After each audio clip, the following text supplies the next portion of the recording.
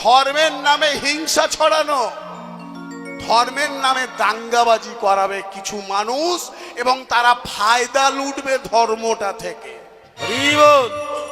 যারা ধর্ম জানে না, যারা ধর্ম বোঝে না, তারা দেখবেন ধর্ম নিয়ে বেশি আলোচনা করবে, বেশি মাতামাতি করবে। আজকে হিন্দু মুসলিমে দাঙ্গা বাঁধিয়ে দিচ্ছে কিছু মানুষ, হিন্দু বৌদ্ধ শিখ জৈন পারসিক খ্রিস্টানদের সঙ্গে দাঙ্গা বাঁধিয়ে দিচ্ছে। কেন? এরা ধর্মের থেকে একটা ফায়দা তুলতে চাইছে। আপনি যদি হসপিটালে ভর্তি হন, আপনার যদি রক্তের প্রয়োজন হয়, আপনি কি ব্লাড ব্যাংকে গিয়ে বলবেন আমি হিন্দু, আমাকে হিন্দুর রক্ত দাও?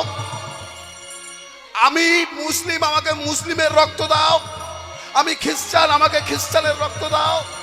আরে বাবা, আমার রক্ত হলেই হবে, যে আমার গ্রুপের রক্ত মিলে গেলেই হবে, আমায় রক্ত দে।